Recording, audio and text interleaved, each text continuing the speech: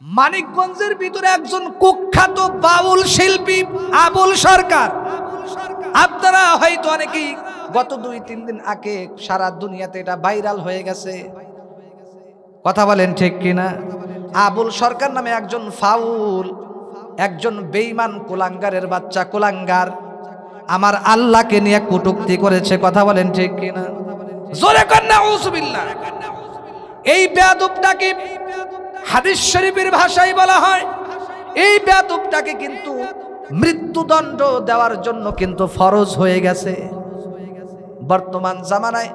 বিশ্বাস করেন ভাই, আমি এ পর্যন্ত এই দুনিয়াতে যে আল্লাহ আমাকে যতদিন ধরে দুনিয়াতে পাঠাইছে,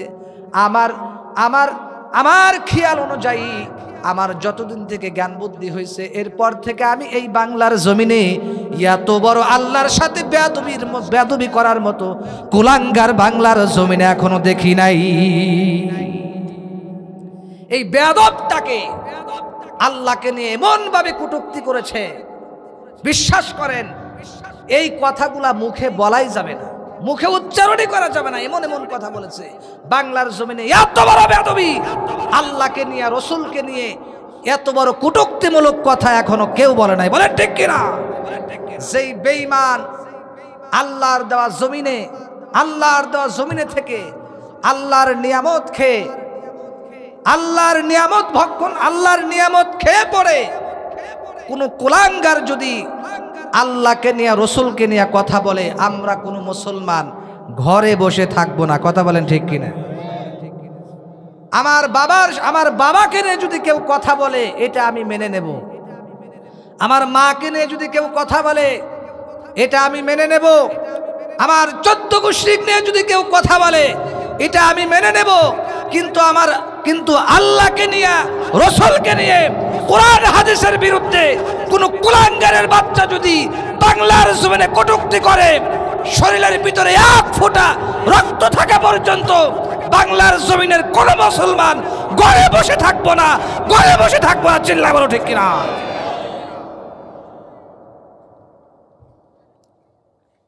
কত বড় কুলাঙ্গার হইলে এই কথা বলতে পারে? আবার তার পাশে যারা বসে আছে ওরাও আবার মাশাআল্লাহ হাতে তালি দিচ্ছে। কথা বলেন ঠিক কিনা? বাংলার জমিনে অবশ্যই এদেরকে বিচার করতে হবে। কথা বলেন ঠিক কিনা? অবশ্যই এদেরকে চূড়ান্তভাবে এদেরকে শাস্তি দিতে হবে এবং এদেরকে ফাঁসির কাস্টে ঝুলাইতে হবে। কথা বলেন ঠিক কিনা? আমি বর্তমান জামানায়, বর্তমান যুগের যিনি সরকার আছেন ডক্টর ইউনূস, আমি তাকে বলবো, যেই বেয়াদবরা, যেই বাউল শিল্পীরা আল্লাহর সাথে এইভাবে যারা কটূক্তি করেছে, এদের একজনকেও ছাড় দিবেন না। কথা বলেন ঠিক কিনা? এদের প্রত্যেককেই ফাঁসির কাস্টে ঝুলাইতে হবে, তাহলে বাংলার মুসলমান ঠান্ডা হবে না, ঠান্ডা হবে না। চিল্লা বলো ঠিক কিনা? মুহাম্মাদুর রাসূলুল্লাহ সাল্লাল্লাহু আলাইহি ওয়াসাল্লাম সুন্দর করে বলে দিয়েছেন, এই দুনিয়ার মানুষ এটা হলো কিন্তু একটা জান্নাতের বাগান। মাহফিলগুলা হলো এগুলো একটা জান্নাতের বাগান। যতগুলা মানুষ আমরা আরামের বিছানা হারাম করে দিয়ে এই মাহফিলের প্যান্ডেলে বসে গেছি, আমরা কিন্তু জান্নাতের প্যান্ডেলের মধ্যে বসে আছি। ঠিক কিনা কোন? এই মাহফিলের মধ্যে আমরা যতক্ষণ পর্যন্ত বসে থাকবো, অতক্ষণ পর্যন্ত আমার আপনার আমলনামায় শুধু নেকি লেখা থাকবে, নেকি লেখা হবে। আল্লাহর নবী, বিশ্ব নবী রাহমাতুল লিল আলামিন হাদিস শরীফের মধ্যে বলেন, মাজলিসু ফিকহিন খায়রুম মিন ইবাদাতি 60 সানা। আল্লাহর নবী বলে, দ্বীনি মজলিস হলো এত দামি মজলিস, মাজলিসু ফিকহিন, দ্বীনের একটা মজলিস 60 বছরের নফল ইবাদতের চাইতেও দামি। দ্বীনের একটা মজলিস 60 বছর নফল ইবাদতের চাইতেও দামি। সেজন্য আমরা যারা বসেছি, এটা জান্নাতের বাগান। দুনিয়ার ভিতরে যতগুলি বাগান আছে সব বাগান অন্ধকার, একমাত্র কেবলমাত্র এটাই কিন্তু আলোকিত মজলিস, দামি মজলিস। এই বাগানে যতক্ষণ পর্যন্ত আপনি বসে থাকবেন, শুয়ে থাকেন বা বসে থাকেন, যেই নিয়তে থাকেন না কেন, আমার আল্লাহ প্রত্যেকটা কথা শোনার বদলতে একটা করে নেকি আপনার আমল নামাই দিবি। আমার ভাইরারি, আর একটা হাদিস শরীফের মধ্যে আসছে, আল্লাহর কিছু ভিআইপি ফেরেশতাদের গ্রুপ আছে, দল আছে, তারা কিন্তু দুনিয়াতে বিচারণ করে, সব সময় বিচারণ করতে থাকে। হঠাৎ করে দেখতে থাকে যেখানে শুধু জিকিরের মজলিস হয়, কোরআন হাদিসের কথা হয়, তাফসির মাহফিল হয়, আল্লাহর বরত্বের কথা হয়, তখন তারা ওখানে গিয়ে সুন্দর করে বেষ্টন করে দাঁড়িয়ে যায়, ঘেরাও করে দাঁড়িয়ে যায়। এবার তারা একজনের কাঁধের উপরে একজন উঠে, আর একজনের কাঁধের উপরে আর একজন উঠে, এইভাবে উঠতে উঠতে উঠতে উঠতে এক পর্যায়ে প্রথম আসমান পর্যন্ত, একবারে আল্লাহ পাকের আরশ পর্যন্ত চলে যায়। এবার মালিককে গিয়ে ডাক দেয়া বলে, প্রভু, অমুক এলাকার মধ্যে, অমুক গ্রামের মধ্যে সোনারায় কোরআনী পাড়া জামে মসজিদের উদ্যোগে বিশাল বড় মাহফিল হইতেছে। ওই মাহফিলের মধ্যে তোমার বান্দাদেরকে আরামের বিছানা হারাম করে দিয়ে ওখানে দেখে আসলাম, তোমার বরত্বের কথা শুনতেছে, হাদিস শুনতেছে, কোরআনের কথা শুনতেছে। এবার আল্লাহ ডাক দেয়া বলে, তারা কি আমি আল্লাহরে দেখছে নাকি? ফেরেশতারা ডাক দেয়া বলতেছে, না না, দেখে নাই। আল্লাহ বললেন, জান্নাত দেখছে নাকি? বলল, না, জান্নাত দেখে নাই। ভাই, যদি দেখতো তাহলে তো তারা আপনার ইবাদত আরো বেশি বেশি করিয়া করতো। শুধু তাই নয়, আমার আল্লাহ ডাক দিয়ে বললেন, জাহান্নাম দেখছে নাকি? কয়, না, দেখে নাই। আরে ভালো করে খেয়াল করেন, এই যে আমরা এখানে যারা বসে গেছি, অলরেডি বর্তমান কিন্তু নবীজির হাদিস অনুযায়ী ফেরেশতারা কিন্তু চতুর্দিকে ঘেরাও করে দাঁড়িয়ে গেছে। সুবহানাল্লাহ, হয় না? বর্তমান কিন্তু একদম লাইভ। বর্তমান আল্লাহর কাছে ফেরেশতারা বলতেছে, আল্লাহ, তোমার বান্দারা ইচ্ছা করলে তো খাটের মধ্যে ভালো করে ঘুমাইতে পারতো, ল্যাপের নিচে, কম্বলের নিচে, কিন্তু আরামের বিছানা হারাম করে দিয়ে মাহফিলের প্যান্ডেলে কষ্ট করে বৈশা তোমার কোরআনের কথা শুনি, হাদিসের কথা শুনি, কোরআনের কথা শুনি। ওগো আল্লাহ, এবার আল্লাহ ডাক দেয়া বলে, বুঝলাম, সবই বুঝলাম, এবার এরা কি চায়? ফেরেশতারা ডাক দেয়া বলল, এরা জাহান্নাম থেকে মুক্তি পেয়ে জান্নাত চায়।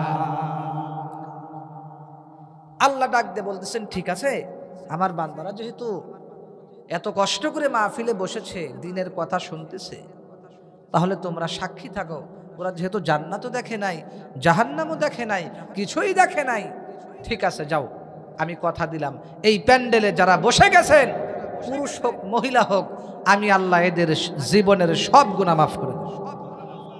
আরো আসতে সুবহানাল্লাহ কোন। ফেরেশতারা ডাক দিয়া বলে, প্রভু, এই জায়গার মধ্যে কিছু মানুষ আছে এমন, সবার নিয়াত তো ভালো না। তাই কেন কেন? কেউ তো অন্য নিয়তে মাহফিলে বসে, কেউ আল্লাহর জন্য বসেছে, কেউ অন্য নিয়তে বসেছে। কথা বলেন ঠিক কিনা? এবার আল্লাহ ডাক দিয়ে বলেন, এই ফেরেশতাদের দল, আমার এই মজলিসের বরকতটা এত, এই মজলিসের এত বরকত, এখানে যারাই বসবে, যেই নিয়তে বসুক না কেন, বাজারের ভিতরে যেমন বেগুন বিক্রেতা যেমন ভালো ভালো বেগুনের সাথে পোকা বা বেগুন গোলাও যেমন বিক্রি করে ফেলে, ধান বিক্রেতা যেমন ভালো ভালো ধানের সাথে চিটা ধান গোলাও যেমন বিক্রি করে, বাজারে বিক্রি হয়ে যায়, আমার এই বরকতি মজলিসটা এত দামি মজলিস, যে নিয়তে বসুক না কেন, আমি আল্লাহ এখানে বসতে দেরি, আমার ওই বান্দার গুনাহ মাফ করতে দেরি করি না। জোরে কান সুবহানাল্লাহ। শোনেন, এখনো যারা মাহফিলের বাহিরে দাঁড়িয়ে আছেন, রাস্তাঘাটে দাঁড়িয়ে আছেন, এরে যুবক, এই এলাকার মানুষ, খবরদার খবরদার, আর বাহিরে থাইকেন না, বাহিরে থাইকেন না। প্রত্যেক দিন তো গল্প ভালো মতোই করলেন, প্রত্যেক দিন তো চা হোস্টেলে গল্প করলেন, পেঁয়াজও খাইলেন, কত কিছুই তো খাইলেন, পান খাইলেন, বিড়ি খাইলেন, সিগারেট খাইলেন, আর প্রতিদিন তো খানি। একটা দিন আসেন আর রাস্তাঘাটে এইরকম সময় নষ্ট কইরেন না। দয়া করে মেহেরবানি করে মাহফিলের মধ্যে তাড়াতাড়ি চলে আসেন। এমনও হইতে পারে একটা কথার বদলতেই আমার আল্লাহ আপনার জিন্দেগির পরিবর্তন করে দিতে পারে। কথা বলেন ঠিক কিনা? বন্ধুগণ আবার গভীর মনোযোগ দিয়ে খেয়াল করবেন, কিতাবের মধ্যে আছে হযরতুল আল্লাম হাফিজ মাওলানা কারি হাসান জামিল হাফিজাহুল্লাহ, ওনার রচিত সুন্দর গোছানো লিখিত একটি কিতাব আছে, নতুন কিতাব বের হয়েছে খুতুবাতে জামিল। এই কিতাবের মধ্যে উনি সুন্দর করে লেখে, সুন্দর করে তিনি লেখেন, কি লেখেন?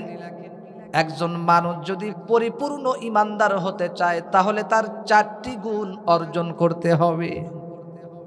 জোরে বলেন কয়টা গুণ? জোরে বলেন কয়টা গুণ? কোন মানুষ যদি বিশ্বাস করেন কিতাবের মধ্যে আছে, কোন মানুষ যদি এই 4টা গুণ অর্জন করতে পারে তাহলে ওই ব্যক্তি কিন্তু পূর্ণাঙ্গ ইমানদার হইতে পারবে। এর ভিতরে 1 নম্বর হলো আল হুব্বু লিল্লাহ, আল হুব্বু ফিল্লাহ। যখন কোনো ব্যক্তি কাউকে ভালোবাসে একমাত্র আল্লাহর জন্যই যেন ভালোবাসে। কাউকে যদি কেউ ভালোই বাসতে চায় সেজন্য একমাত্র আল্লাহর জন্যই ভালোবাসে। কথা বলেন ঠিক কিনা? আমার ভাইয়েরা, আমার বন্ধুগণ, গভীর মনোযোগ দিয়ে খেয়াল করেন, বর্তমান জামানায় মানুষ মানুষকে ভালোবাসে, বেশিরভাগই স্বার্থপর, নিজের স্বার্থ হাসিলের জন্য ভালোবাসে। কথা বলেন ঠিক কিনা? আমার ভাইরা, স্বার্থের জন্য কিন্তু ভালোবাসা যাবে না, তাহলে কিন্তু আপনি আল্লাহর কাছ থেকে প্রতিদান পাবেন না।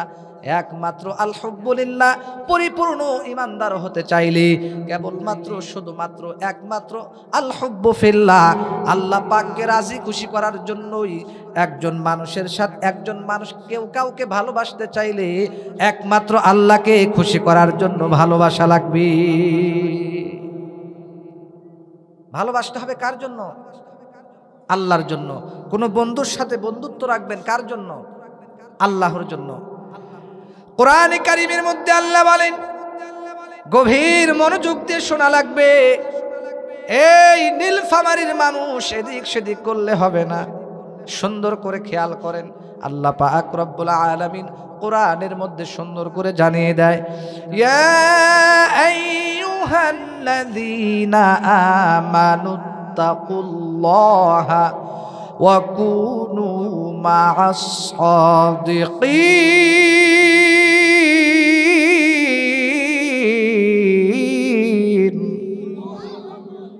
আল্লাহ রাব্বুল আলামিন ডাক দিয়ে বলে, দুনিয়ার মানুষেরা রে, তোমরা আমি আল্লাহরে ভয় করো। খবরদার, আমি আল্লাহকে তোমরা ভালোভাবে ভয় করো। ওয়া কুনু মা'আস সাদিকিন, এবং তোমরা সৎ লোকদের সাথী হয়ে যাও, সত্যবাদীদের জন্য সাথী হয়ে যাও। সমাজের মধ্যে যারা ভালো মানুষ, আপনারা বলবেন কুনু মা'আস সাদিকিন। এই শব্দের তাফসীর কি, ব্যাখ্যা কি? এই শব্দের তাফসীরের মধ্যে মুফাসসিরিন কিরামগণ বলেন, অর্থাৎ ভালো মানুষ কারা, সৎ মানুষ কারা? তারা হলো যারা 5 ওয়াক্ত নামাজ পড়ে, সব সময় সত্য কথা বলে, কোনো সময় মিথ্যা কথা বলে না, ওয়াদা দিয়ে ওয়াদা ভঙ্গ করে না, মানুষের সাথে কথা দিয়ে কথা ভঙ্গ করে না, মানুষের সাথে মিথ্যা কথা বলে না, সব সময় মানুষের সাথে সুন্দর ব্যবহার করে, তার ব্যবহারে মানুষ সন্তুষ্ট, স্ত্রীও তার প্রতি খুশি, সমাজের মানুষ তার প্রতি খুশি। এই জন্য অর্থাৎ যেই ব্যক্তিটা সৎ মানুষ, ভালো মানুষ, আমার আল্লাহ বলে এই ব্যক্তিদের সাথেই তোমরা বন্ধুত্ব করবা।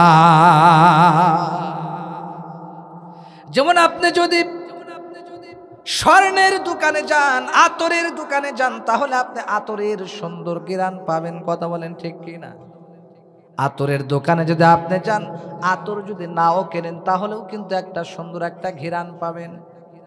আমার মুসলমান বন্ধুগণ, আমার পর্দার আড়ালের আম্মা জান, গুরুত্বপূর্ণ একটা বিষয় নিয়ে আমি আলোচনা শুরু করেছি। খবরদার, কেউ ওটাউটি করবেন না, গভীর মনোযোগ দিয়ে আজকের এই বয়ানটা শুনবেন। খুব গুরুত্বপূর্ণ 4টা পয়েন্ট। আমার বন্ধু, আমি সংক্ষেপে শেষ করার চেষ্টা করব, গভীর মনোযোগ দিয়ে খেয়াল করবেন। আমার আল্লাহ বলেন, দেখেন উদাহরণটা ভালো করে খেয়াল করেন। আপনি যদি আতরের দোকানে যান, আতর যদি কিনতে না পারেন, এরপরেও কিন্তু আতরের ঘিরান আপনার কাছে আসে, ঠিক কিনা? ঠিক তেমনি ভাবে আপনি যদি যারা লোহা পিটাই কামার, ওই কামারের দোকানে গিয়ে যদি আপনি দাঁড়ান, ওখান থেকে কিন্তু একটা ময়লা আসবে, আপনার জামায় আইসা বড়বে, ঠিক কিনা কোন? আপনার পোশাকে আইসা বড়বে, আপনার শরীর কিন্তু নোংরা হয়ে যাইতে পারে। এখানে উদাহরণ দিয়েছেন যারা সত্যবাদী মানুষ, এদেরকে আতরের সাথে উদাহরণ দিয়েছেন। দেখবেন ভালো মানুষের কাছে গেলে কেমন যেন দিলটাও ঠান্ডা হয়ে যায়। কথা বলেন ঠিক কিনা? ভালো মানুষের কাছে যাবেন, সৎ লোকদের কাছে যাবেন। যারা বিড়ি খায়, মদ খায়, নেশা করে, নামাজ পড়ে না, এদের সাথে ভুলেও বন্ধুত্ব করবেন না। কথা বলেন ঠিক কিনা? বন্ধুত্ব করবেন একমাত্র সত্য যারা ভালো মানুষ, সৎ মানুষ, কোনো নেশা টিশা করে না, নামাজ পড়ে, সত্য কথা বলে, হকের পথে থাকে, এদেরকে মহব্বত করবেন, ভালোবাসবেন। আমার বন্ধুগণ, এক নম্বর হলো মানুষকে ভালোবাসতে হবে একমাত্র আল্লাহ পাককে রাজি খুশি করার জন্য। আল হুব্বু ফিল্লাহ। আরে মানুষ, আমার আল্লাহ বলেছেন তোমরা খবরদার, খবরদার খারাপ মানুষের সাথে বন্ধুত্ব করবা না, তোমরা সত্যবাদীদের সাথে বন্ধুত্ব করবা, যারা ভালো মানুষ এদের সাথে বন্ধুত্ব করবা। এই গেল এক নাম্বার পয়েন্ট, খারাপ মানুষের সাথে বন্ধুত্ব করা যাবে না। আমার ভাইরারি, দুই নাম্বার পয়েন্টে আছে, কোন মানুষ যদি ইমানদার হতে চায় তাহলে তার দুই নাম্বার গুণ অর্জন করা লাগবে, সেটা হলো আল বুগদু ফিল্লাহ। কাউকে ঘৃণা করতে হলে একমাত্র আল্লাহর জন্য ঘৃণা করবি। কথা বলেন ঠিক কিনা? আমার ভাইরা, কাউকে যদি ঘৃণা করতে হয় তাহলে আল্লাহর জন্য ঘৃণা করতে হবে। বুজুর্গ উলামায়ে কিরাম কিতাবের মধ্যে লেখে, 4 শ্রেণীর মানুষের সাথে বন্ধুত্ব করা যাবে না। বলেন কয় শ্রেণীর মানুষ? এক নাম্বার হলো সমাজের ভিতরে যারা কাফির মুশরিক, এদের সাথে বন্ধুত্ব করা যাবে না। আমার ভাইরা, বর্তমান সমাজে বিভিন্ন জায়গায় দেখা যায় অনেক মানুষ, মুসলমানের সন্তান, কাফের মুশরিকের সাথে বন্ধুত্ব আছে না নাই? আরো জোরে বলতে হবে, আছে না নাই? এই খবরদার, খবরদার, কাফের মুশরিক, ইহুদি, খ্রিস্টান, এদের সাথে বন্ধুত্ব করা যাবে না। তবে হ্যাঁ, এদের সাথে আপনি ব্যবহার ভালো করা লাগবে। বন্ধুত্ব এক জিনিস, ব্যবহার এক জিনিস, সেই জন্য খবরদার, খবরদার, তাদের সাথে আবার ইহুদি খ্রিস্টান হোক মুসলমান হোক, ব্যবহার সবার লোকে একই ভালো করবেন, কিন্তু তাদের সাথে হৃদয় থেকে একদম মনোমুগ্ধকার বন্ধু হিসেবে, হৃদয় থেকে তাদেরকে বন্ধু হিসেবে গ্রহণ করা যাবে না। বুঝাইতে পারছি? বন্ধুত্বের কিছু শ্রেণী আছে, এর ভিতরে একটা হলো মুআলাত, অর্থাৎ অন্তরঙ্গ বন্ধু। ইহুদি খ্রিস্টান এদেরকে খবরদার, খবরদার, অন্তরঙ্গ বন্ধু বানানো যাবে না, এদের থেকে দূরে থাকতে হবে। হ্যাঁ, এলাকা হিসেবে, সামাজিক হিসেবে যতটুকুন রাখা প্রয়োজন অতটুকুন রাখবেন, এর চাইতে বেশি বন্ধুত্ব রাখা যাবে না, অন্তরঙ্গ বন্ধু তাদেরকে বানা যাবে না। এরে মুমিন, সেই জন্য খবরদার, খবরদার, মুসলমানদের সাথে বন্ধুত্ব রাখা লাগবে, যারা সত্যবাদী এদের সাথে বন্ধুত্ব রাখা লাগবে। কাফের মুশরিক ইহুদিদের সাথে বন্ধুত্ব রাখা যাবে না। কোরআনে কারীমের মধ্যে মহান আল্লাহ পাক রব্বুল আলামিন সুন্দর করে জানিয়ে দেয়, লা ইয়াত্তাখিযিল মুমিনুনাল কাফিরিনা আউলিয়া মিন দুনিল আউলিয়া মিন দুনিল মুমিনিন।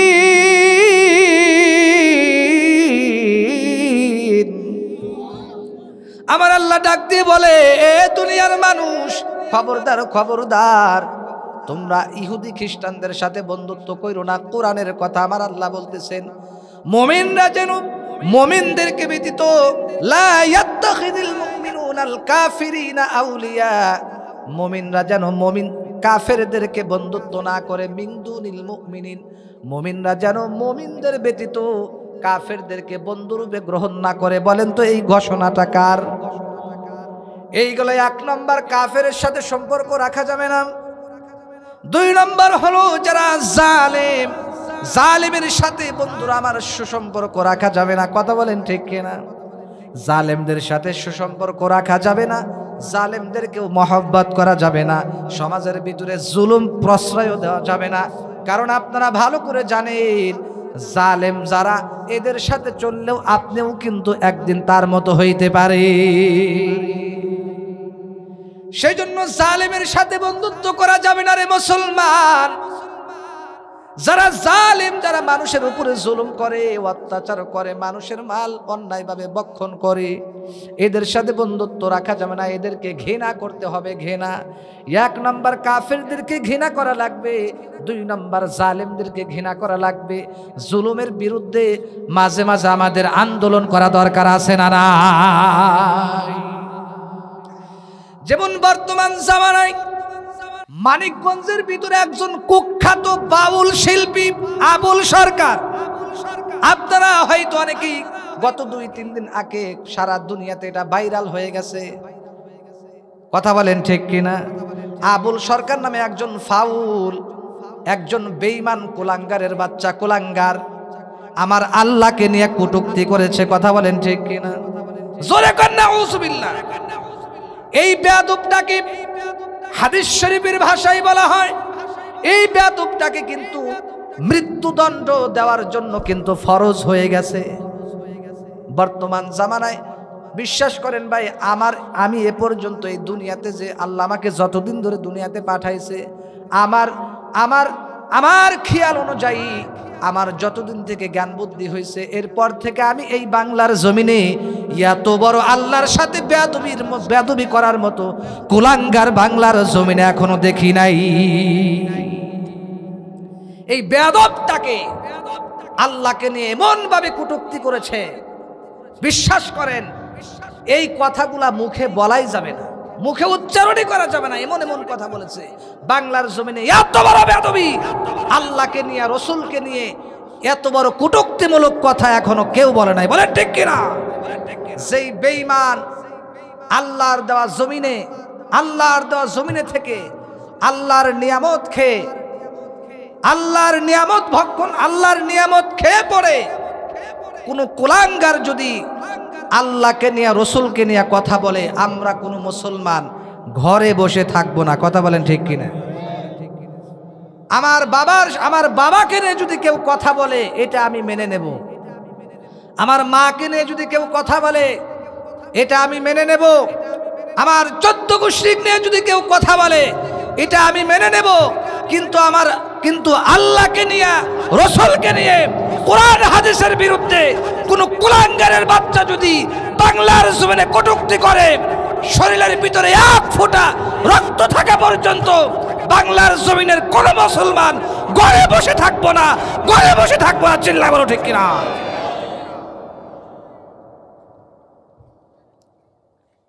কত বড় কুলাঙ্গার হইলেই কথা বলতে পারে। আবার তার পাশে যারা বসে আছে, ওরাও আবার মাশাআল্লাহ হাতে তালি দিচ্ছে। কথা বলেন ঠিক কিনা? বাংলার জমিনে অবশ্যই এদেরকে বিচার করতে হবে। কথা বলেন ঠিক কিনা? অবশ্যই এদেরকে চূড়ান্তভাবে বিচার, এদেরকে শাস্তি দিতে হবে এবং এদেরকে ফাঁসির কাস্টে ঝুলাইতে হবে। কথা বলেন ঠিক কিনা?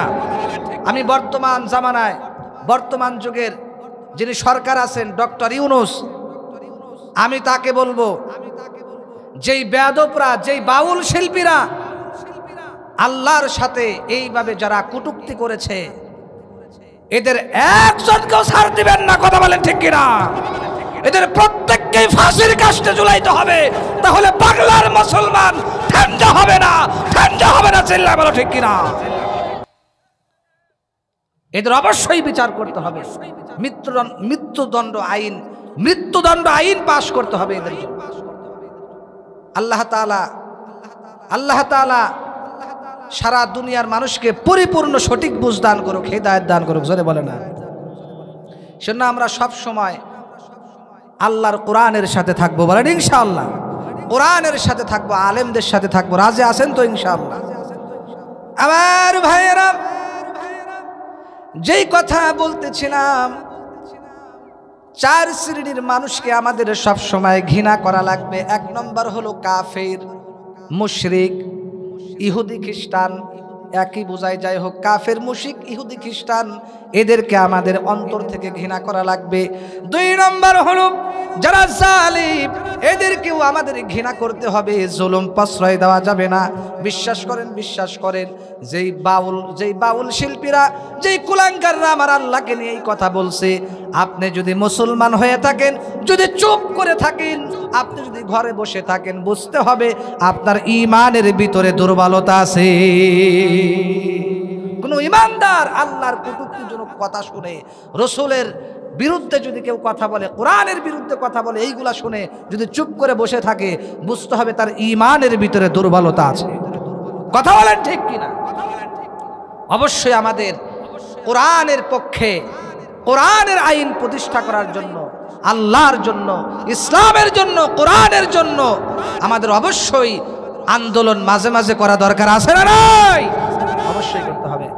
বন্ধুগণ আমার খেয়াল করবেন, আমার ভাইরা গভীর মনোযোগ দিয়ে খেয়াল করবেন।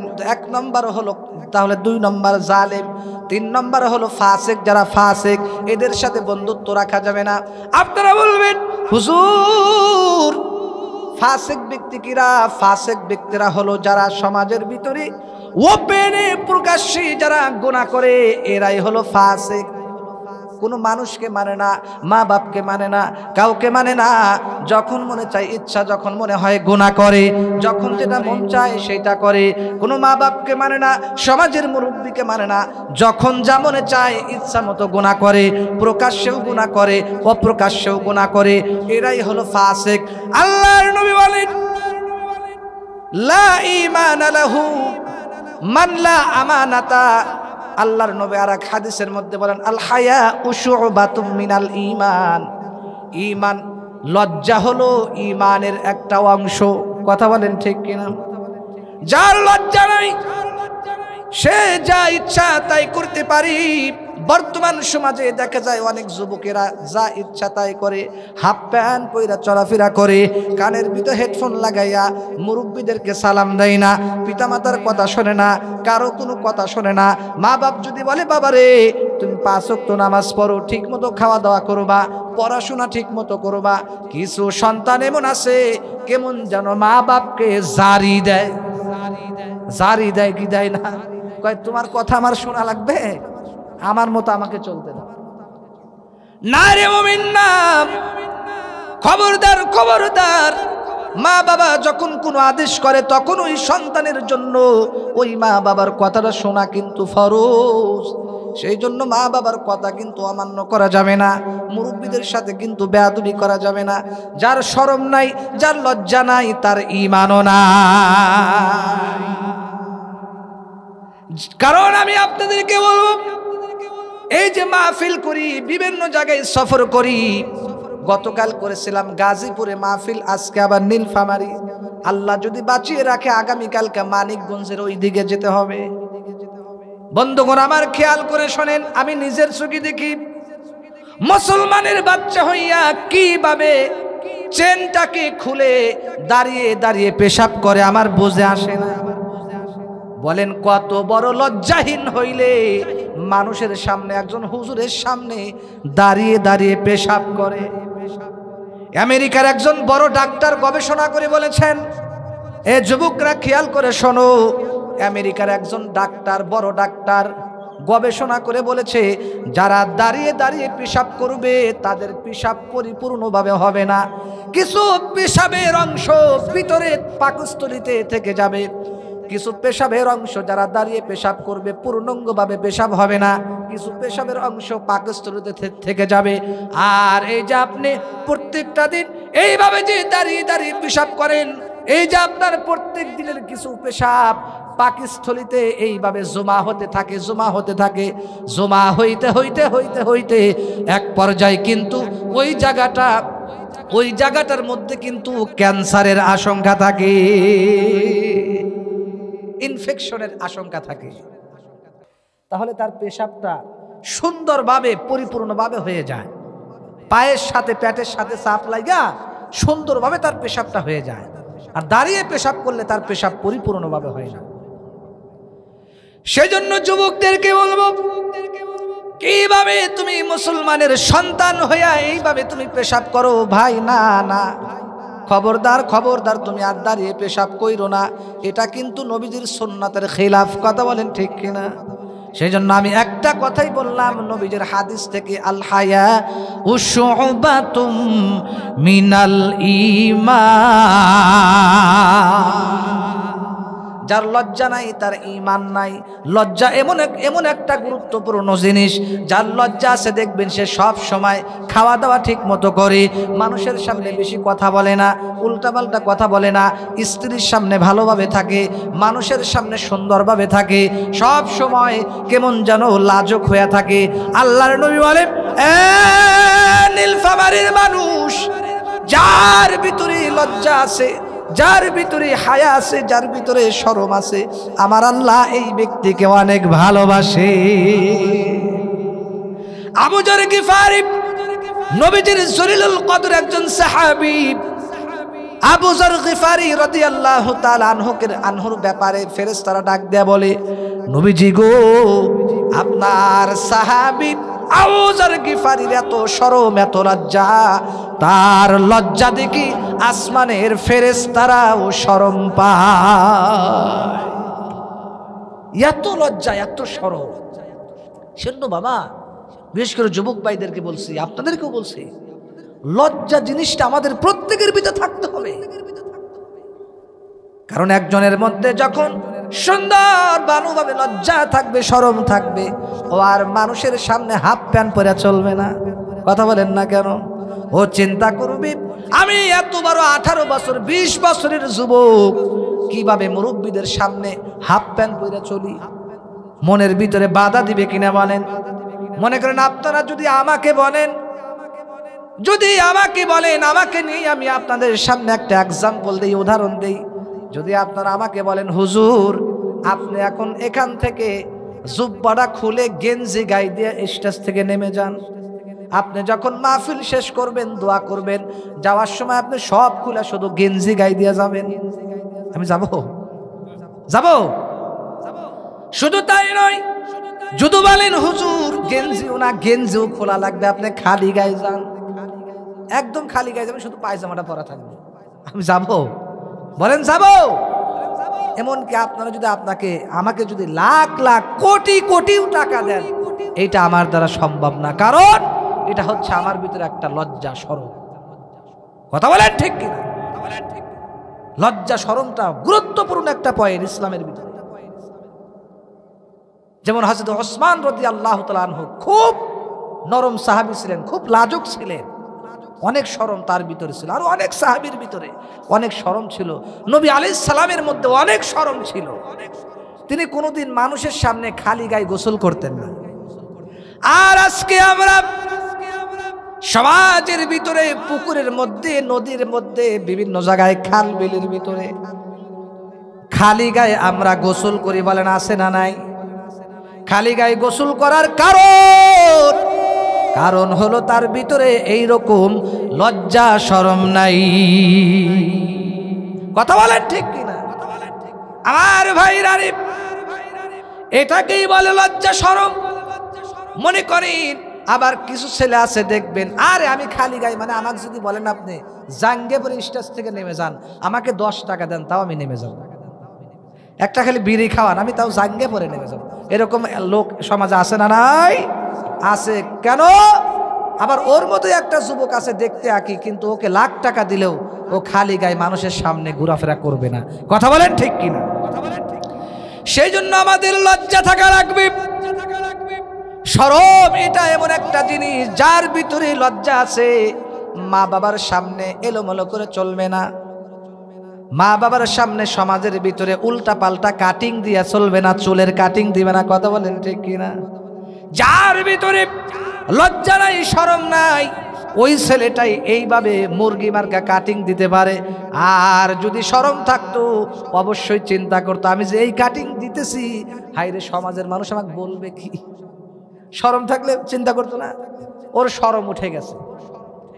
এরপরে অনেক মানুষ আছে সমাজের ভিতরে বক্স সেট বাজায়, ডেক সেট বাজায়। কথা বলেন আছে না নাই? আমার ভাইয়েরা আপনাদের কি কষ্ট হইতেছে নাকি? চলবে তো ইনশাআল্লাহ, নাকি কষ্ট হয়?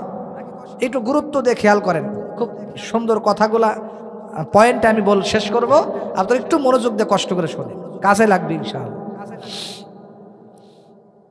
যেমন কিছু যুবক আছে বিভিন্ন অনুষ্ঠানে পিকনিকের মধ্যে জোরে জোরে বক্স সেট বাজায়, এমন গান বাজায় মনে হয় আসমান থেকে নাজিল হয়েছে নাকি। এমন গান কোনো আগাগোড়া খুঁজে পাওয়া যায় না, খালি ডেক্সের আওয়াজ, খালি ঢোলের বাড়ি, আসে না নাই? ওই গানের ভিতরে কোনো শিক্ষাও নাই। অথচ আগে আব্দুল কাদের, আব্দুল আলিম একজন শিল্পী ছিল, রেডিওর ভিতরে গান গাইতো, ভালো ভালো গান গাইতো, ওগুলা শুনতে ভালো লাগতো, ঠিক কিনা? আল্লাহ আল্লাহ তুমি জাল্লে জালালু, শেষ করা তো যাই না গিয়ে তোমার গুণগান। আল্লাহ আল্লাহ, ঠিক কিনা? কত সুন্দর গান। আর এখন যে বার হয়েছে, ওরে বাবারে, এখন যে গান বের হয়েছে মনে করে জুতা দিয়ে বাইরে। কথা বলেন ঠিক কিনা? আমার ভাইরা, হয়তো আপনাদের অনেকের কষ্ট লাগবে, না না কষ্ট দেওয়ার জন্য বলতেছি না, আমার প্রাণের যুবক ভাই, তোমাদেরকে ভালোবাসি মন থেকে, এই জন্য বলতেছি। আপনারা ভালো করে খেয়াল করেন, এই যে বিভিন্ন পিকনিকের ভিতরে বিভিন্ন পিক আপ ভাড়া করে, 2-4টা বক্স ভাড়া করে, অথবা কেউ নদীর ভিতরে সমুদ্রের ভিতরে নৌকা ভাড়া করে, ডেক সেট লাগাইয়া কিছু হিজলা ভাড়া করে নিয়েছে, ড্যান্স দেওয়ায় ড্যান্স আছে না নাই? আরে শুধু হিজলা না, আমার সমাজের সোনার যুবক অনেক ছেলেরাও আছে, ড্যান্স দেয় কি দেয় না বলেন? রাস্তাঘাট দিয়ে গাড়ি নিয়ে যায়, আর সোনার ছেলেরা কেমন যেন গান শুনে শুনে ড্যান্স মারে। আপনারাই বলবেন হুজুর, আপনাদেরকে প্রশ্ন করব, কত বড় বেশরম হইলে, কত বড় নির্লজ্জ হইলে সমাজের সামনে মানুষের ভিতরে হাফ প্যান্ট পইরা ড্যান্স মারে? কথা বলেন না কেন? যার ভিতরে লজ্জা আছে, শরম আছে, ওকে লাখ লাখ কোটি কোটি টাকা দিলেও মানুষের সামনে মুসলমানের বাচ্চা হইয়া কোনোদিন ড্যান্স দিবে না। ওরে বাবা, আর বর্তমান জামানায় মুসলমানের সন্তান গান বাজায় ডেক সেট, আর ডিজে গান ছাইরে দিয়া ইচ্ছা মতো নাচে। বলেন ঠিক কিনা? যারা, যেই যুবকেরা এইভাবে গান ছেড়ে দিয়ে মুসলমানের সন্তানরা নাচ গান নাচানাচি করে, আপনারাই বলেন এদের লজ্জা শরম আছে? লজ্জা শরম আছে? কত বড় নির্লজ্জ হইলে, কত বড় বেহায়া হইলে এইভাবে নাচ গান করতে পারে। সেই জন্য খবরদার খবরদার, যেই ছেলের ভিতরে আদব আছে, যেই ছেলের ভিতরে শরম লজ্জা আছে, ও কোনোদিন ও ড্যান্স দেওয়ার আগে বন্ধুরা যদি বলে দোস্ত সিগারেট খা, ও বলবে না আমার সিগারেট খাওয়া সম্ভব না, আমার লজ্জা করে। আর কিছু আছে বলবে কি শরম, আমার চাইতে কত মানুষ গাঞ্জা খাইতেছে, আমি তো সিগারেট খাইতেছি, সমস্যা কি? যার শরম নাই সে এই কথা বলতে পারে, আর যার লজ্জা আছে সে বিড়ি খাবে না, কোনোদিন মানুষের সামনে গাঞ্জা খাবে না, মদ খাবে না, নেশা করবে না। শুধু তাই নয়, বন্ধুরা যদি বলে দোস্ত আয় আমরা একটু জুয়া খেলি, জুয়াও ও কোনোদিন খেলবে না। ডাক দিয়ে যদি বলে আয় আয় দোস্ত আমরা একটু ড্যান্স দেই, নাচানাচি করি, ওর ভিতরে যদি শরম লজ্জা থাকে, ও বলবে খবরদার খবরদার, আমার দ্বারা এই কাজ সম্ভব না। জোরে বলেন ঠিক কিনা? সেজন্য লজ্জা শরমের অনেক বড় একটা মূল্য আছে, দাম আছে। বিশ্বাস করেন, যার লজ্জা বেশি ওই ব্যক্তিটা আল্লাহর কাছে তত প্রিয় বেশি, ওই ব্যক্তিটা আল্লাহর কাছে তত সুন্দর। সুবহানাল্লাহ কয় না? দেখবেন সমাজের ভিতরে যার যত শরম, আল্লাহ তাআলা সমাজের মানুষের কাছে তার দাম বেশি বাড়ায় দেয় কি দেয় না? কথা বলেন ঠিক কি ঠিক না? যার যত শরম বেশি আল্লাহ তাকে তত সম্মান দান করে, আল্লাহ তার তত দাম বাড়িয়ে দেয়। জন্য যে যত লাজুক হবে, যে দেখবেন অনেক মেয়েরা খুব শরম পায়, অনেকেই সমাজে প্রশংসা করে আমার ছেলের বউটা এত লাজুক, এত শরম, কারো সামনেই যায় না, এত ভালো, প্রশংসা করে কি করে না?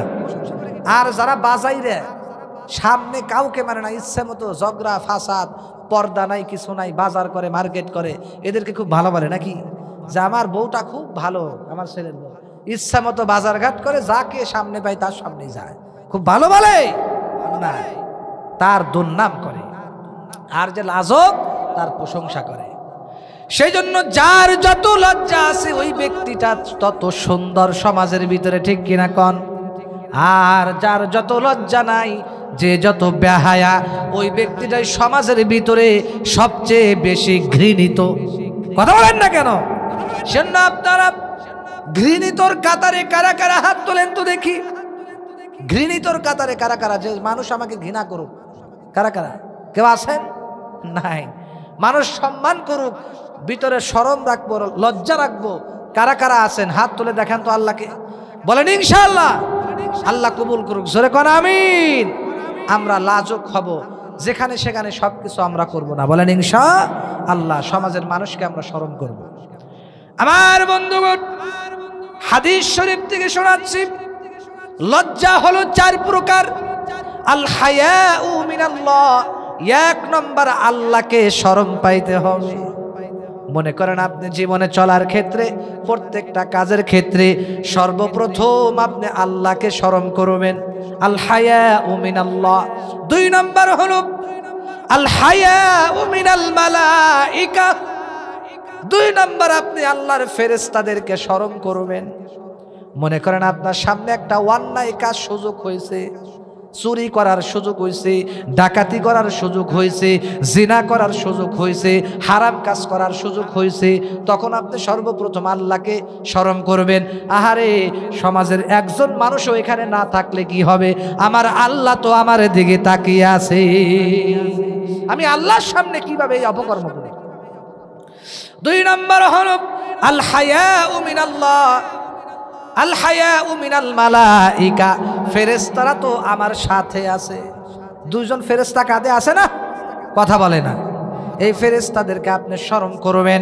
3 নম্বর আল হায়াউ মিনাল ইনসান। 3 নম্বর আপনি মানুষদেরকে শরম করবেন। 4 নম্বর আল হায়াউ মিনান নফস, নিজের নফসকে আপনি শরম করবেন। কথা বলেন ঠিক কিনা?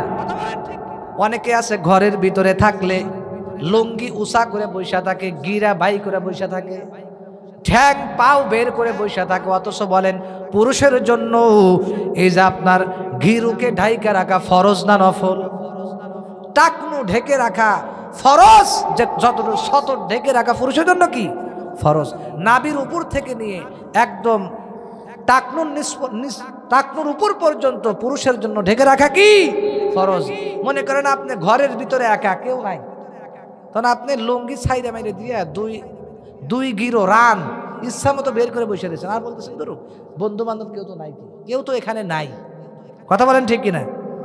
তখন যদি এই ফিকির আপনার ভিতরে হয়, কেউ তো নাই, কি 2 পাও একদম খোলাখুলি করে বসে থাকে, তখন আপনি চিন্তা করবেন এখন এই ঘরের ভিতরে কেউ না থাকলে কি হবে? আমার আল্লাহ আমার দিকে তাকিয়ে রয়েছে, আমার উলঙ্গ একেবারে হওয়া যাবে না, আমার গিরু ঢাইকা রাখতে হবে।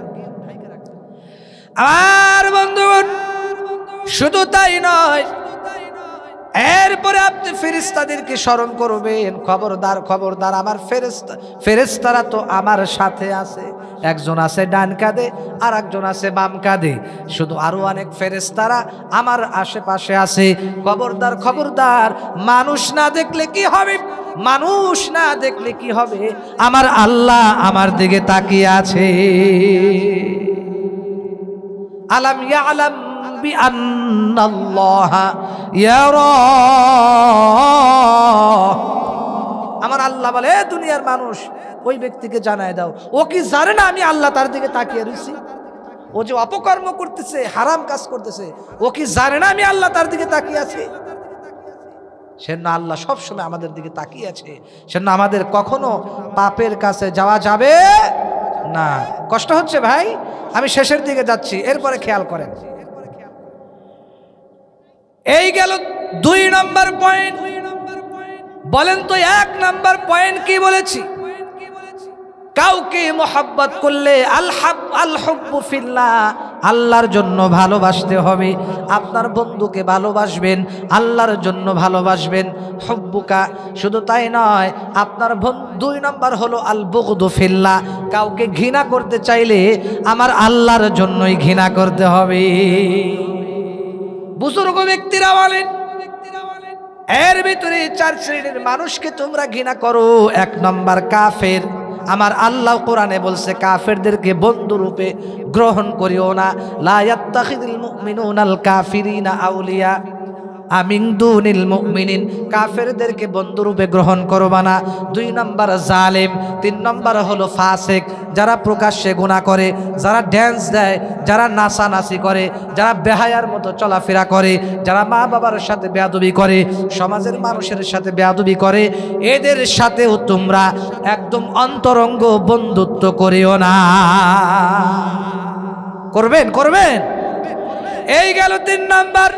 4 নম্বর, আপনারা খবরদার, আল্লাহর নবী বলেন মান ওয়াররাকা সাহিবান বিদআতিহি, আল্লাহর নবী বলেন বিদআতকারী ব্যক্তিকেও আপনারা কখনো মন থেকে ভালোবাসবেন না। অর্থাৎ বিদআতকারী ব্যক্তি কারা? বিদআত এটা আরবি শব্দ, এর বাংলা অর্থ হলো নতুন কিছু আবিষ্কার করা। কথা বলেন ঠিক কিনা? অর্থাৎ যারা বিদআতকে প্রশ্রয় দেয়, যারা বিদআত করে বেড়ায়, এই বিদআতি ব্যক্তিদের সাথে আমাদের সম্পর্ক রাখা যাবে না। আল্লাহর নবী বলেন মান ওয়াররাকা সাহিবান বিদআতিহি, যেই ব্যক্তি বিদআতি ব্যক্তিকে সম্মান প্রদর্শন করলো, ওই ব্যক্তি যেন ইসলামকে ধ্বংসের ব্যাপারে সহযোগিতা করলো। জোরে কর নাউযুবিল্লাহ। যে ব্যক্তি বিদআতি ব্যক্তিকে প্রশ্রয় দিল, ইসলামে নাই, কোরআনে নাই, হাদিসে নাই, নতুন নতুন আবিষ্কার করতেছে, আর এই ব্যক্তিকে যারা প্রশ্রয় দিল, আল্লাহর নবী বলেন ওই ব্যক্তি শুধু বিদআতকারী ব্যক্তিকে প্রশ্রয় দিল না, সে ব্যক্তি ইসলামকে ধ্বংস করার ব্যাপারে সহযোগিতা করলো। জোরে কর নাউযুবিল্লাহ। এই গেল 2 নম্বর।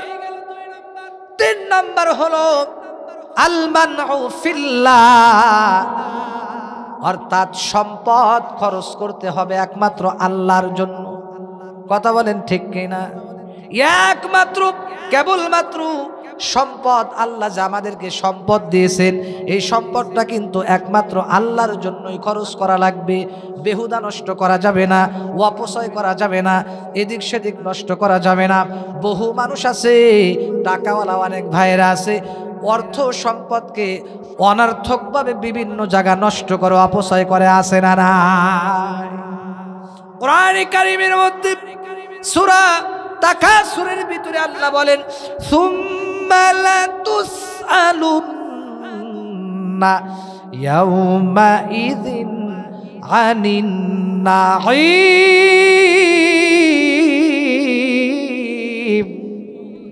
আল্লাহ বলেন সুম্মা লাতুসআলুন্না ইয়াউমা ইযিন আনিন নাঈম।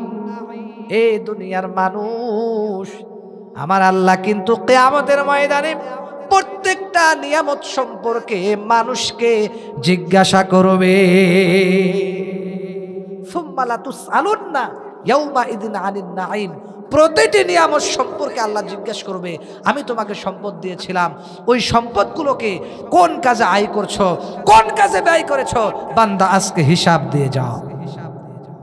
হিসাব দিতে হবে, প্রত্যেকটা সেকেন্ডের হিসাব দিতে হবে, প্রত্যেকটা কদমের হিসাব দিতে হবে, প্রত্যেকটা নিয়ামতের হিসাব মহান আল্লাহর কাছে দিতে হবে।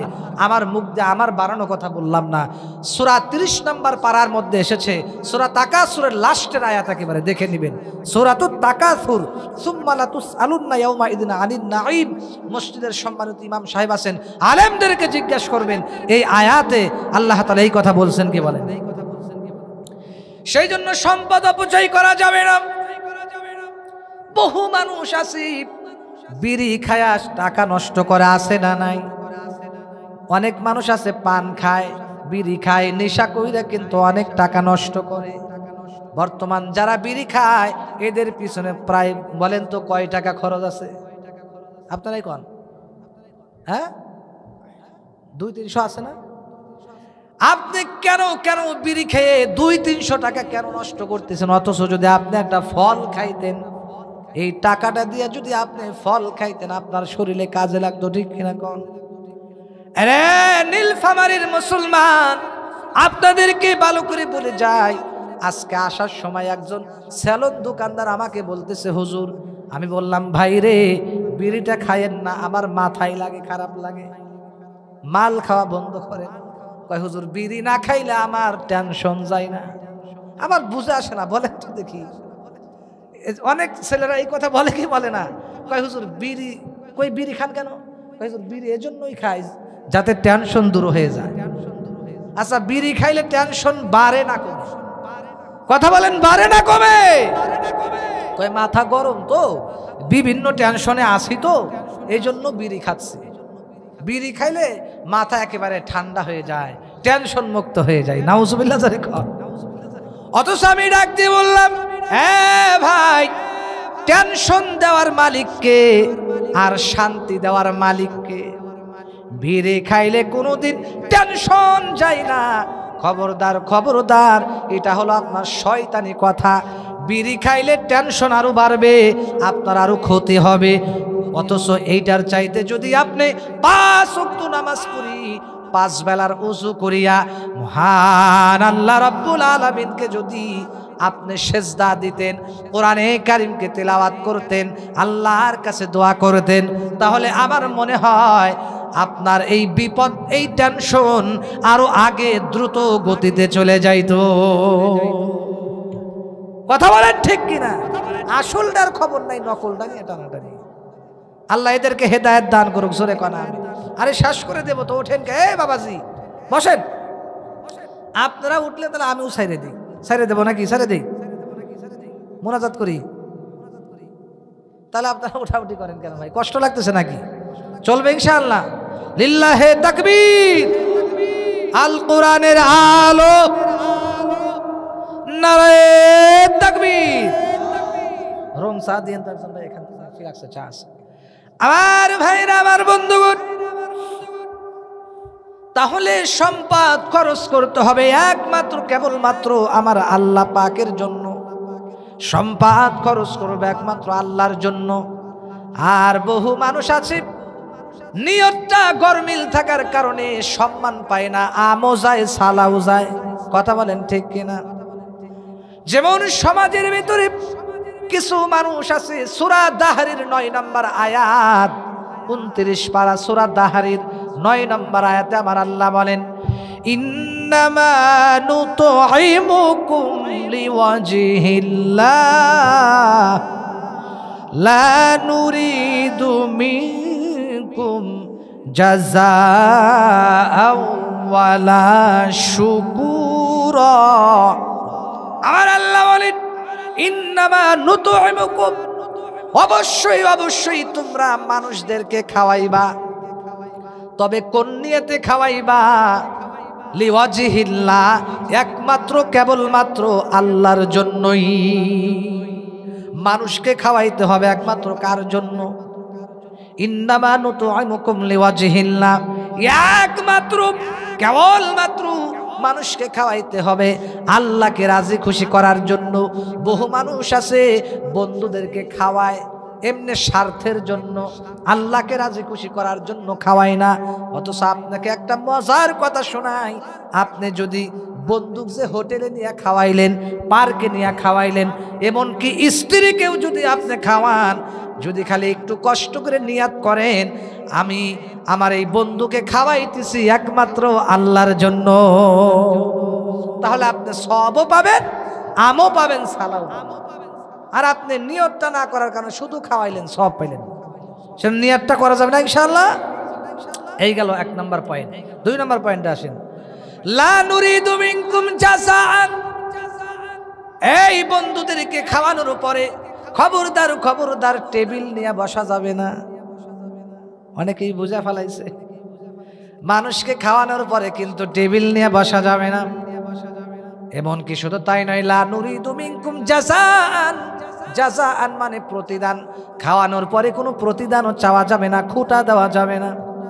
বর্তমান সমাজের ভিতরে আমার মনে হয় নীলফামারী এলাকায় নাই, সবই পাবনায় আছে, সব ঢাকায় আছে, এদিক মনে হয় নাই নাকি আছে না?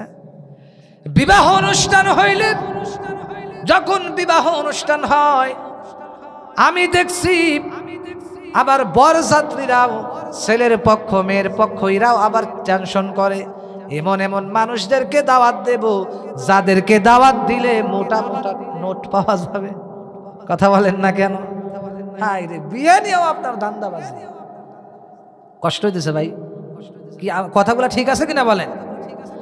আমার ভাইরা গভীর মনোযোগ দিয়ে খেয়াল করেন, এই কাজটা কিন্তু কোরআন বিরোধী, হাদিস বিরোধী। খবরদার খবরদার, এমন নিয়তে মানুষকে খাওয়াইতে হবে, টেবিল নিয়েও বসা যাবে না, কোনো প্রতিদানও চাওয়া যাবে না। ভাই খাওয়াইলাম কিছু দিয়া যান, টেবিল নিয়ে বসা বর্তমান সমাজে প্রচলন আছে না? না, এগুলা করা যাবে না ভাই, ইসলাম বিরোধী কাজ, এগুলা করা যাবে না।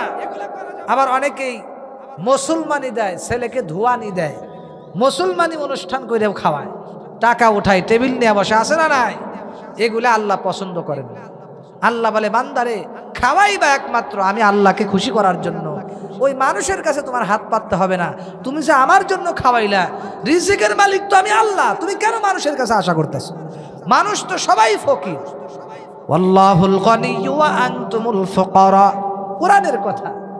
আল্লাহ বলেন ওয়াল্লাহুল গনিয়্যু, আমি আল্লাহ হইলাম ধনী, ওয়া আনতুমুল ফুকারা, ফুকারা ফকিরুনের এক বচন, আর ফকিরের বহু বচন হলো ফুকারা, অর্থাৎ তোমরা সবাই হইলা ফকির। আমরা সবাই ফকির। ফকির ফকিরের কাছে কিভাবে চায়? সেই জন্য হাদিস শরীফের মধ্যে আল্লাহ বলেন ওয়াইদা সাআলতা ফাসআলিল্লাহ, আল্লাহর নবী সুন্দর করে বলেন ওয়াইদা সাআলতা ফাসআলিল্লাহ ওয়াইদা ইসতাআনতা ফাসতাইন বিল্লাহ, কিছু চাইতে চাইলে, কিছু প্রয়োজন হলে একমাত্র আল্লাহর কাছে চা। এমনকি হাদিস শরীফের মধ্যে আছে, জুতার ফিতাও যদি ছিঁড়া যায়, জুতার ফিতাও যদি ছিঁড়া যায়, এরপরে এটাও তুমি আল্লাহর কাছে চা। আল্লাহর কাছে চেতে হবে, চাবেন তো ইনশাআল্লাহ। আমরা যখন যেটা প্রয়োজন আল্লাহর কাছে চাব। সেজন্য আল্লাহ পাক বলেন, খবরদার প্রতিদান মানুষের কাছে চাইও না, টেবিল নিয়ে বসবা না, প্রতিদান চাইও না, একমাত্র আমি আল্লাহর জন্য খাওয়াইবা, লিওয়াজহিল্লাহ লা নুরিদু মিনকুম জাযাআন। এরপরে আল্লাহ বলতেছেন ওয়ালা শুকুরা, খাওয়ানোর পরে যে জিজ্ঞেস করবেন, দোস্ত খাওয়াটা কেমন হইল রে? খাওয়ানোর পরে যে এই যে দোস্তরা একটু বাহাবা দেয়, হে দোস্ত খুব ভালো হয়েছে রে, খুব মজা হয়েছে, খুব সুন্দর আয়োজন হয়েছে। আল্লাহ বলতেছে, এ দুনিয়ার মানুষ, এই যে যে দোস্তরা একটু তোমাকে শুকরিয়া জানাইলো, একটু বাহাবা দিল, এটাও তুমি চাইবে না, এটাও তোমার ভিতরে নিয়ত করা যাবে না, চাওয়া যাবে না। যদি তারা বলে দোস্ত খুব ভালো হয়েছে, খুব সুন্দর আয়োজন হয়েছে, আপনার বলতে হবে ভাই খবরদার খবরদার, আমি একমাত্র আল্লাহর জন্য খাওয়াইছি, আমি কোনো প্রতিদান চাই না। আপনারা খাওয়ার পরে আমার কাছে একটু শুকরিয়া আদায় করে যান, প্রশংসা করে যান, এটাও আমি চাই না। আল্লাহ বলেন, এই মন মানসিকতা নিয়ে তোমরা মানুষকে খাওয়াইবা, সেই জন্য সম্পদ খরচ করতে হবে একমাত্র আল্লাহ পাককে খুশি করার জন্য।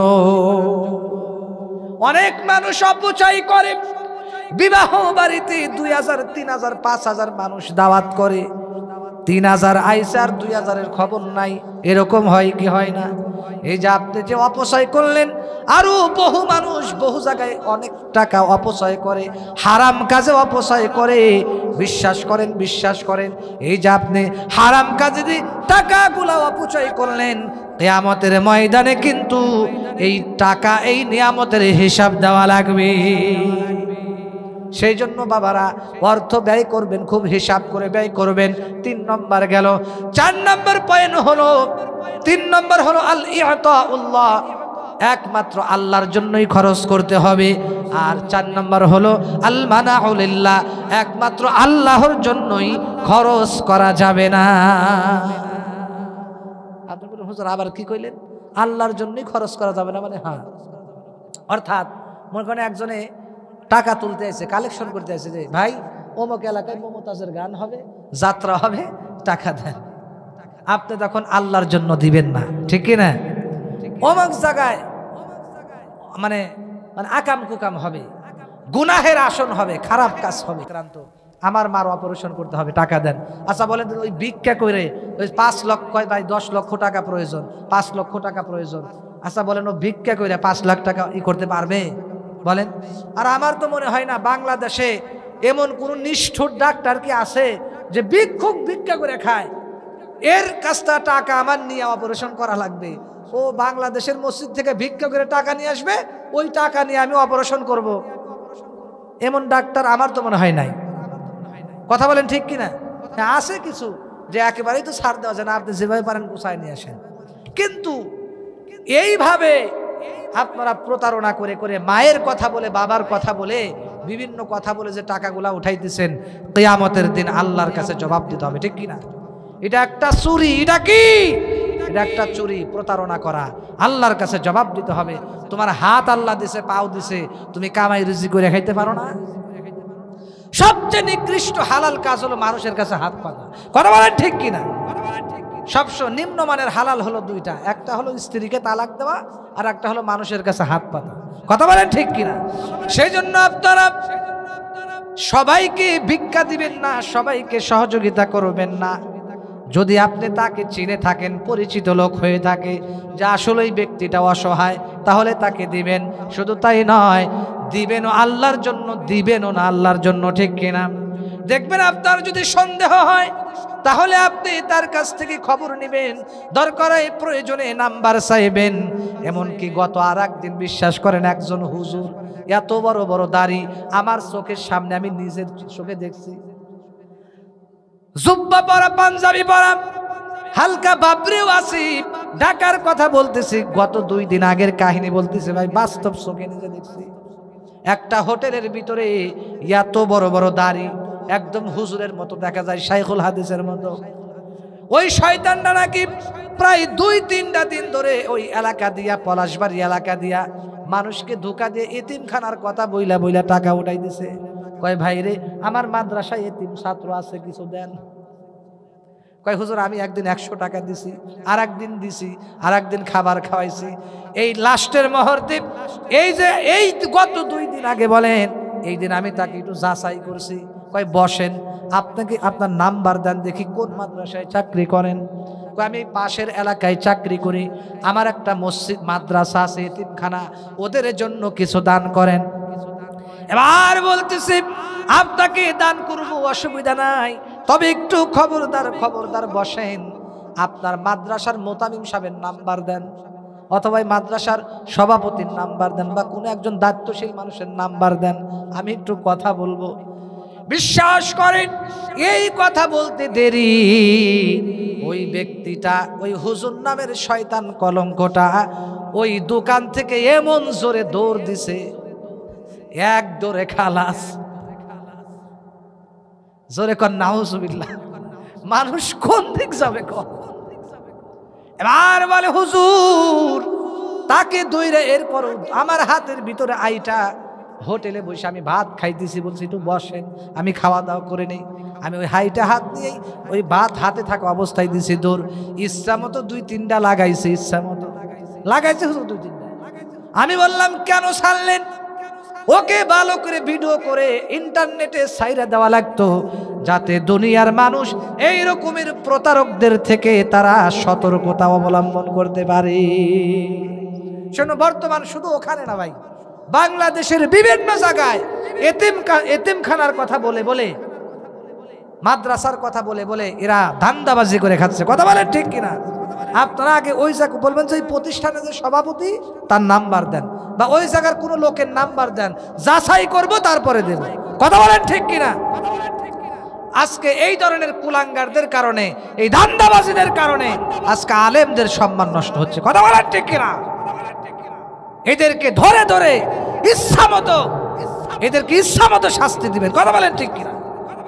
আল্লাহ তাআলা জাতির মানুষকে সঠিক বুঝ দান করুন। বলেন এই গেল ঈমান পরিপূর্ণ হওয়ার 4টে টিপসের কথা বললাম। 4টা গুণের কথা বললাম, আর একটা কথা আপনাদেরকে বলে যাব। আমার ভাইরা, আমার বন্ধুগণ, গভীর মনোযোগ দিয়ে খেয়াল করবেন।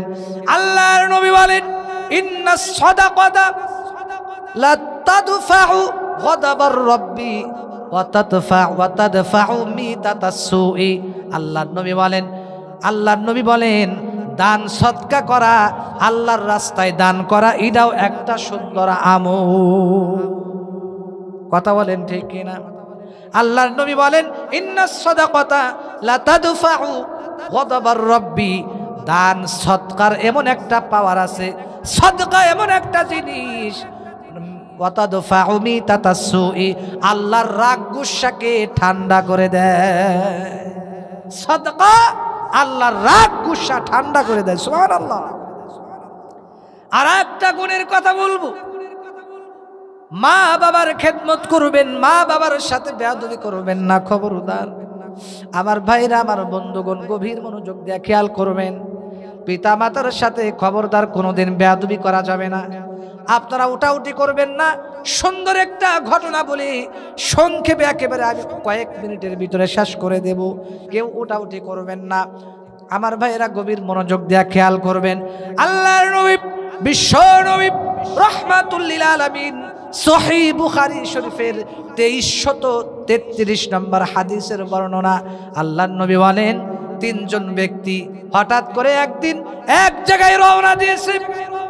পথে মধ্যে পিতা মাতার খেদমত করলে যে কি লাভ হয়, পিতা মাতার কাছ থেকে দোয়া নিলে, মা বাবার খেদমত করলে যে কি পুরস্কার পাওয়া যায়, কি লাভ হয়, এইটা বোঝানোর জন্য একটা ঘটনা আমি আপনাদেরকে হাদিস থেকে শোনাইতেছি।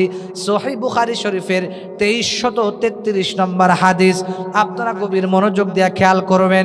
আল্লাহ আর নবী ডাক দেয়া বলেন, 3 জন যুবক রাস্তা দিয়ে হাইটা যাইতেছে। হঠাৎ করে ঘূর্ণিঝড় শুরু হয়ে গেল। ওই জায়গার ভিতরে বৃষ্টি আরম্ভ হয়ে গেল।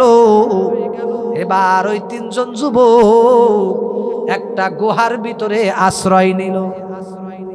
আশ্রয় নেওয়ার পরে অনেক সময় থাকার পরে হঠাৎ করে ওই পাহাড় থেকে একটা পাথরের টুকরা ওই গুহার উপরে আইসা পড়ে গেল। অর্থাৎ ওই গুহার মুখটা একেবারে আটকে গেছে, একেবারে অন্ধকার হয়ে গেছে, আর দেখা যাচ্ছে না, বের হওয়ার সুযোগ নেই।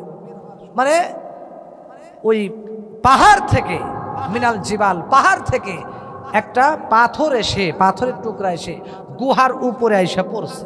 বলেন তো কার হুকুমে পড়ছে? বলেন তো, আরো জোরে বলেন, কার হুকুমে? আল্লাহর কি কাম! একেবারে ওই গুহাটা একদম ঢাইকা গেছে ভাই, আর বের হওয়ার সুযোগ নাই। এবার বলেন তো এই 3 জন যুবক কি রকম টেনশনে পড়বে? জান বাঁচান নিয়ে টানাটানি, ঠিক কিনা? জীবন মরণের খেলা। আমি আপনি হইলে তো টেনশনে পড়বো, সবাই টেনশনে পড়বে। নাকি আরো ই করবে, যাক এত সুন্দর একটা গজব আইছে, এবার নাচানাচি শুরু করি, নাকি নাচবে? নাকি টেনশন করবে? টেনশনে পড়ে যাবে। এবার এই 3 জন যুবক পরামর্শ করলো, দোস্তরে এখন আমাদের কি উপায় হবে? এই যে পাথরটা সেইভাবে পড়ে গেল, আমাদের তো আল্লাহর রহমত ছাড়া আর উপায় নাই। তাড়াতাড়ি করে আসো আমরা দোয়া করি আল্লাহর কাছে। এবার একজন বন্ধু বলল, তোমরা জীবনে যে যে ভালো কাজগুলা করেছো, ওই ভালো কাজের কথা আল্লাহর কাছে বলে বলে একটু দোয়া করো। এবার প্রথম ব্যক্তি আল্লাহর কাছে দোয়া করতেছে, মাবুদ, প্রভু গো, আমি প্রত্যেকটা দিন ক্ষেত খামারে কৃষি কাজ করতাম। এরপরে সন্ধ্যার আগে বাড়িতে এসে, আমার ভাইরা খেয়াল করে শোনেন, আল্লাহকে ডাক দেয়া বলে, মালিক রে, আমি সন্ধ্যার আগে বাড়িতে এসে আমার বাড়িতে কিছু আপনার পশু ছিল, ওই পশুগুলাকে আমি দুধ দহন করতাম। দুধ দহন করে করে আমার বৃদ্ধ মা বাবা ছিল, সন্তানরাও ছিল। আমার মা বাবার ভরণ পোষণের কাজ এই পশুগুলার দুধ দহন করে তাদেরকে আমি ভরণ পোষণের কাজ চালাইতাম। আমি প্রত্যেকটা দিন আমার মা বাপকে দুধ দহন করে তাদেরকে মাগরিবের আগেই খাওয়াইতাম। এরপরে আমার সন্তানদেরকে খাওয়াইতাম। গভীর মনোযোগ দিয়ে খেয়াল করেন, সংক্ষেপে শেষ করে দেব। আমার বাইরে আমার হাতে কিন্তু সময় নাই, রাত কিন্তু প্রায় 12টা পার হয়ে গেছে। এবার দোয়া করতেছে, আল্লাহ আমি তো প্রত্যেকদিন আমার মা বাবার এইরকম খেদমত করতাম, হঠাৎ করে একদিন আমার আসতে দেরি হয়ে গেল, মাগরিব গনিয়ে গেল, সন্ধ্যা গনিয়ে গেল। বাড়িতে আসার পরে দেখি আমার মা বাবা ঘুমায় গেছে। তারপরে আমি কি করলাম, দুধ দহন করিয়া আমার মা বাবার যেখানে ঘুমায় ওখানে আমি দুধ নিয়ে দাঁড়ায় থাকলাম। তাদেরকে ঘুমে ডিস্টার্ব দিলাম না, আমার সন্তানদেরকেও খাওয়াই নাই। আমার সন্তানরা আমার কাছে এসে কান্নাকাটি করছে, এরপরেও তাদেরকে খাওয়াই নাই। আমার মা বাবাকে দুধ দহন করার জন্য আমি সারা রাত দুধের পেয়ালা নিয়ে দাঁড়ায়ছিলাম। এই আমলটা যদি আল্লাহ তোমার কাছে ভালো লাগে থাকে, তোমার সন্তুষ্টির জন্য যদি হয়ে থাকে, তাহলে এই আমলের ওসিলায় এই পাথরটা একটু এখান থেকে সরাইয়া দাও, যাতে করে আসমানটা একটু দেখতে পারি। আল্লাহ তার দোয়ার বদলতে পাথরটা একটু সামান্য পরিমাণ সরে গেল। সুবহানাল্লাহ কয় না, জোরে কোন সুবহানাল্লাহ। এরে মুমিন খেয়াল করেন, নবীজি সুন্দর করে হাদিসটি ভালো করে বর্ণনা করেছেন। পাথরটি সরে গেল। এবার আরেক ব্যক্তি বলতেছে, এবার তুমি একটু দোয়া করো দোস্ত। এবার ওই দ্বিতীয় ব্যক্তিটা আল্লাহর কাছে দোয়া করতেছে, প্রভু আমার কাছে হঠাৎ করে একদিন আমার ভিতরে ক্রমন্তনা জাগলো। আমার চাচাতো বোন আমার কাছে এসে কিছু টাকা ধার চাইলো। আমার ভাই রে, আমাকে একটু সহযোগিতা করেন। এবার আমি শয়তানের ধোঁকায় পড়ে তাকে বললাম, দিতে পারি, শর্ত আছে, আমার সাথে তোমার পিপাসা মিটাইতে হবে। জোরে খান নাউজুবিল্লাহ। এই কথা বলার পরে মহিলা রাজি হয়ে গেল। চাচাতো বোন বলল, তাহলে 100 দিরহাম আমাকে দেওয়া লাগবে। এবার আমি তাই করলাম, 100 টাকা আমি গুছায়া তার জন্য রেডি করলাম। হঠাৎ করে আমি তার শরীরে যখন হাত দেওয়ার জন্য হাতটা অগ্রসর করলাম, আমি খারাপ কাজ করার জন্য হাতটা যখন সামনের দিকে অগ্রসর করছি, ওই মহিলা আমার চাচাতো বোন ডাক দিয়ে বলতেছে, আমার ভাইরে ভালো করে খেয়াল করো, তুমি যে আমার সাথে এই অপকর্ম করতে চাচ্ছ, আমার আল্লাহ কিন্তু তোমার আমার দিকে চায়া রইছে। ওগো প্রভু, এই কথা বলতে দেরি আমার শরীরের ভিতরে কম্পন সৃষ্টি হয়ে যায়। মালিক, আমি যদি প্রকাশ করে দেই যে তুই এই পাপ করছিলি, তোর আজকে জাহান্নাম ছাড়া উপায় নাই। জোরগান আল্লাহু আকবার। অতএব আল্লাহ বলে, দুনিয়াতে তুই তোর মুসলমান ভাইদের গোপন কিছু বিষয় তুই গোপন রাখছিলি, এই ওসিলায় আমি আল্লাহ আজকে তোকে মাফ করে দিলাম। যা, আমিও তোর দোষ গোপন রাখলাম। সেন দোষ গোপন রাখবেন। আজকে আমাদের তো বদভ্যাস, কালি একজনের দোষ তাড়াতাড়ি বলতে পারলিস, ঠিক কিনা? কিভাবে একজনের দোষ আর এক জায়গায় গিয়ে বলতে? আচ্ছা বলেন তো দেখি, যে আপনি যে একজনের দোষ আপনি একবার ইচ্ছা মতো বললেন, লাভটা হইল কি বলেন তো? কোন হুজুর, বস্তা বস্তা নেকি তো হয়েছে, নেকি হয়েছে না গীবত হয়েছে, গুনাহ হয়েছে? গুনাহ হয়েছে। কি লাভ হলো বলে? অথচ এটা না বলে আপনি যদি গোপন রাখতেন, তাহলে আপনি সব পাইতেন, ঠিক কিনা? তবে হ্যাঁ, কিছু কিছু জিনিস আবার গোপন রাখা যাইব না। মনে করেন সমাজ একজন ডাকাতি করে, মানুষকে হত্যা করে, একদম ওপেনে মানুষ জবাই করে, ছুরি দিয়ে গুলি করে, তাহলে ওর ব্যাপারে আবার সমাজের মানুষকে সতর্কতার জন্য বলতে হবে, ঠিক কিনা? এমনি মনে করেন যারা সবসময় ভালো থাকে, হঠাৎ একদিন বিচারা দোষ করছিল, তবে পরবর্তীতে আল্লাহর কাছে তওবা করে অনেক ভালো হয়ে গেছে, এখন নামাজ পড়ে, এখন পরহেজগার, এখন ভালো আমল করে, ঠিক কিনা? এখন আমল করে, এমন কি ওই ব্যক্তি আল্লাহর কাছে আপনার চাইতেও প্রিয় হয়ে যাইতে পারে, ঠিক কিনা? আপনি তো এই আগে সে অতীতে কি পাপ করছে সেই দোষ নিয়ে আপনি আছেন না।